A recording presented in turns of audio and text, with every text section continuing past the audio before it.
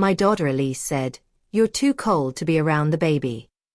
So I coldly withdrew her $300,000 Aurora College trust. She's cold now too.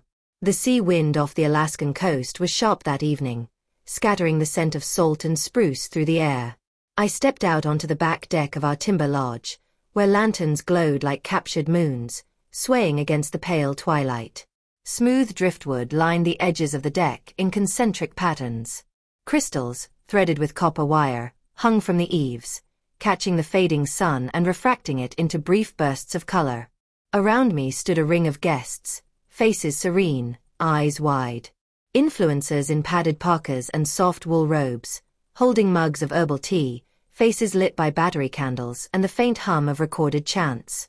They had called it an Arctic renewal circle, a ceremony for cleansing negative ancestry, for guiding the new child's spirit through a pure doorway. I stood just inside the inner ring, gripping my wool shawl. My pulse was steady, my breath a faint cloud. Anders, Elisa's partner, stepped forward, lifting a carved wooden microphone wrapped in sealskin. He cleared his throat, glancing toward the baby's cradle, swaddled in pale fur and surrounded by candles. "We gather tonight for unity," he began, voice steady, a little too practiced. Then he paused, looked at me, and lowered his tone so the guests leaned in. "You're too cold to be around the baby. Your voice chills the room. Your history ices every corner of this home." A hush fell over the circle. The mic trembled slightly in his hand. I opened my mouth to speak, to tell them how hard I had loved them, but no sound came. Anders leaned forward, reasons dangling in the frozen air. "We love you, but we need warmth." The phrase struck like frostbite. Before I could absorb it, he flung the microphone toward me. It struck my temple with a dull thud. Pain blossomed instantly. My fingers touched warm trickles of blood on my chilled skin. The mic clattered against the driftwood. Mariel, Elisa's friend, stepped forward, hand outstretched with tissues. But instead of dabbing the wound, she rubbed it harshly, smearing the blood across my cheek. She whispered, "Don't stain the baby's energy, Grandma."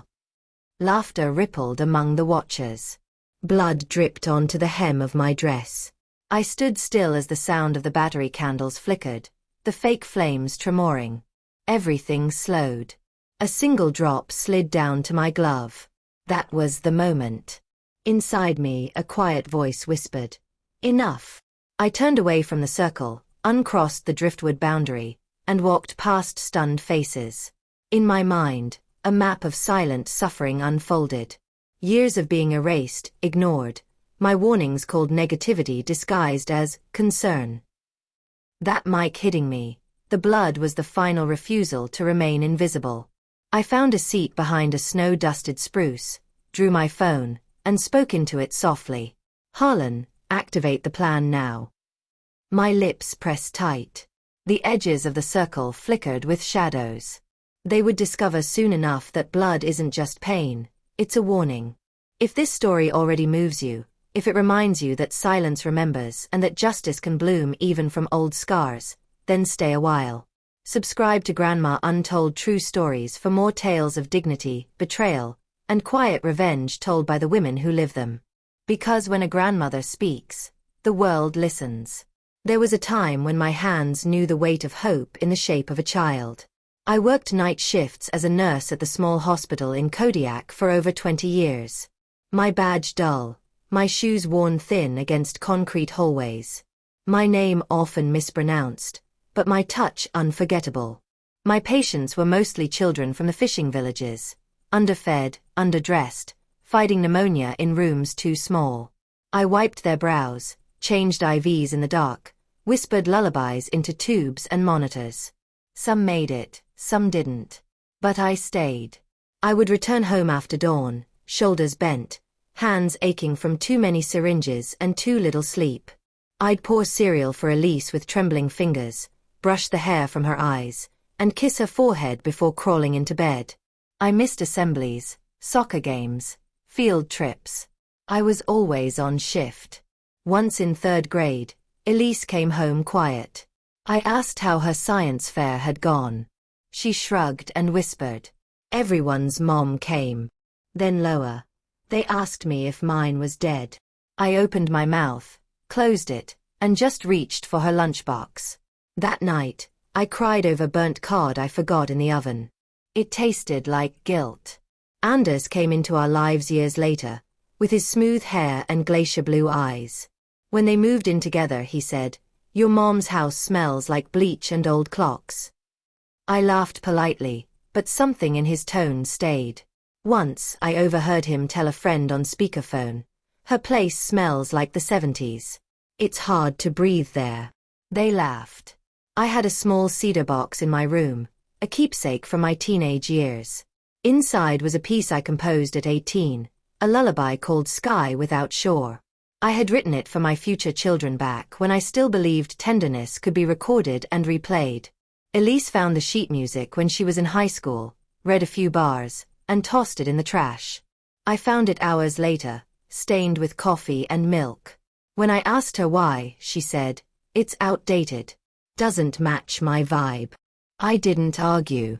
I folded the paper and kept it anyway, inside a first aid kit, hidden among gauze and saline. When Elise got into college, the tuition bill arrived like a freight train. She hadn't told me the full cost. She was embarrassed, but I saw it in her eyes. I drained 2 of my retirement accounts and transferred the money to a private fund linked to her school, anonymous. She never asked where it came from. She just smiled and said, "I handled it." Every time she landed an internship, a scholarship, a travel grant, she'd post online. Self-made. No handouts. I'd like the post, fingers stiff, smile fading. I didn't need the credit. I just wanted the connection. But slowly, she erased the bridge between us, one success at a time. And yet, I kept giving. Birthday checks, groceries during pandemic lockdowns, masks sent through the mail. I'd text, "Do you need anything?" and get a thumbs up emoji. The distance grew not in miles, but in meaning. My home, once full of her drawings and cocoa, became a place they visited only when they needed a quiet weekend out of the city. When they brought the baby, they wiped surfaces twice. Anders once whispered to the infant, "Don't touch anything, sweetie. Grandma's place is dusty." I remembered when Elise was 5 and had a fever so high her lips cracked. I slept upright beside her bed for 3 nights, spoon-feeding her broth and wiping her nose with my shirt when tissues ran out. Back then, my scent was safety. Now, it was a warning. One Thanksgiving, Anders brought his own salmon and told me, "We'll eat only what we bring, just to be safe." He meant safe from me. He didn't say it aloud. He didn't need to. I wasn't invited to their baby shower. I saw it on Instagram, smoke cannons, matching flannel outfits, a perfectly staged lodge deck. A stranger commented, "Where's the grandma?" Anders replied, "She's not into parties." I was at home that day with a lemon cake cooling on the counter, blue and pink bunting taped to my ceiling. No one came. But I endured. Because love had taught me how to serve in silence. Because in nursing, in motherhood, you often give more than you get. But there's a difference between sacrifice and being dismissed. Sometimes I wonder what might have happened if I had said no earlier. No to the gaslighting. No to being erased gently. No to silence. But back then, I still believed they would see me eventually. Eventually came later than I thought.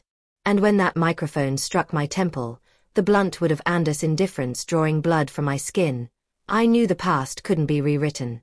But the future, that was mine to design. They moved me that night to the guest room near the laundry hall. It used to be the art room, Elisa's old sketches on the walls, the cedar desk we sanded together one summer. Now it was empty. The drawings had been removed. The shelves were bare. They hadn't just moved me. They had erased me. I sat on the edge of the twin bed, the heater ticking faintly in the corner. From the front of the lodge, I heard voices rising and falling like waves. Laughter, plates clinking, a fire crackling under soft music. I wasn't part of it. I was just behind the wall, breathing in the smell of detergent and forgetting. Earlier, I'd paused in the hallway, just long enough to see the family photo shelf. My face gone. Where once were images of me holding Elise in the snow, braiding her hair on the cabin steps, smiling behind her birthday cake, now only Anders, Elise, and the baby. Lit softly, posed perfectly. I stood for a long time, watching the glass reflections flicker. My reflection hovered behind them. Uninvited. Unacknowledged. That night, behind the thin door, I heard a guest whisper, "Where's her mother?" And Elise answered, "She's not part of the brand anymore. She's just here." That was when I knew. They hadn't forgotten me. They had decided to remove me. And if you're still watching this, if you've ever been edited out of your own story, if you've ever been called too bitter, too cold, too much, stay right here. Subscribe to Grandma Untold True Stories for more tales like mine, about dignity, betrayal, and the quiet revenge of women who remember everything. Because when a grandmother speaks, the world listens. At sunrise, I found the old storage room.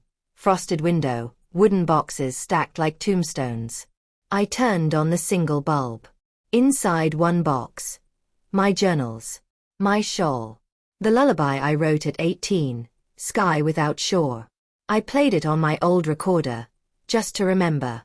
The melody was hesitant, like me, but it was still there. Then I found it. The trust folder. Aurora College Fund. Still in my name. Still governed by the clause I added years ago.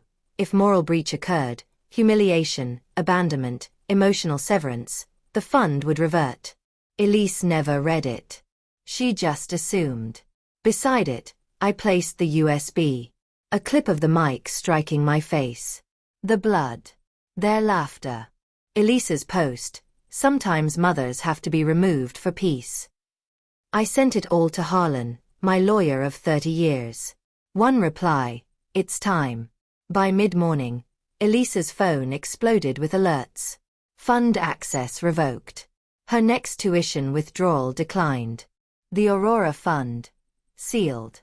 The non-profit Anders chaired issued a statement. Ethics under review following recorded misconduct. Elise's sponsorship deals froze. Her curated world? Cracking. But I wasn't watching. I was at the community center in town, unlocking a room full of folding chairs and eager eyes. The first class of Northern Clarity began. Free financial education for older women. How to protect their names. How to write a will. How to never be erased. A widow brought a notebook. A grandmother brought her daughter. One whispered, "I thought it was too late for me." I told her, "It never is." That same week, I launched the Cold Light Scholarship. Named for all the women who survived without applause. For children in forgotten places. The first name on the list, my grandson. The same child they tried to keep me from. The ceremony was held on the same back deck where they had humiliated me. This time, there was no fire pit, no chanting. Just real warmth. Candles, neighbors, students in thick jackets. I stepped up in a soft blue coat. The faint scar on my temple hidden by my hair. I held the microphone they once used to wound me. I was told I was too cold. Too cold to love. Too cold to belong. Too cold to stay. And yet, I remain. And today, we give warmth. 10 scholarships. 10 new beginnings. The crowd clapped. I looked at the list. The first name I called out gently. Lena Roysten. My grandson toddled forward in a wool coat too big. Elise stood at the back. She didn't move. She didn't smile. Just watched. Nathan took the check from my hands. Looked up at me. "Grandma," he whispered, "you make people better." My throat tightened. "And you," I said, "make me strong." I called the others. A girl who lost her father in a fishing accident. A boy whose mother worked 3 cleaning jobs. One by one, they stepped up. One by one, we rewrote a different story. After the ceremony, Elise approached slowly. The guests had thinned. The candles flickered low. She said, voice breaking, "I didn't realize how far I'd gone." I thought I was protecting my family. But I was cutting you out of it. I nodded. It's too late to protect the old ties. But maybe you can build better ones for your son. She reached out to touch my hand. I let her. A brief connection. Not reconciliation, not yet. But real. That night, I climbed to the attic room. It had once been Elisa's playroom. Now it was mine. I painted the walls pale ivory. I hung my lullaby on the wall. I let the music play. I didn't cry. I just breathed. A few weeks later, someone sent flowers. Wildflowers, fireweed, spruce tips, glacier lily. No note. Just a message. Thank you for teaching us we matter. Later that winter, James, an old friend and ranger, came to visit. We walked quietly through the snowy woods. He asked, "May I hold your hand?" I nodded. No fanfare. No rescue. Just warmth. Quiet and earned. We sat together, and I told him the whole story. He didn't flinch. Just said, "You built something new from what they tried to bury." He brought me a small wooden box a week later. Inside, my lullaby played gently. He said, "For your legacy." Now, I walk my halls without shame. I speak in rooms they once kept me from. My story is no longer silence. It is structure. It is scholarship. It is love. Elise visits, slowly, with caution. Nathan runs into my arms. He says, "Grandma, your house smells like cake." I smile. Because I am not too cold. I am the warmth they forgot they needed. I am Lena Roysten. And I do not fade, I build. If this story stirred something in you, if it reminded you that silence has power, and that dignity doesn't fade with age, then stay with us. Subscribe to Grandma Untold True Stories for more real tales of women who refuse to disappear. Because every time a grandmother rises, she carries more than memory, she carries justice. And the world needs to hear her.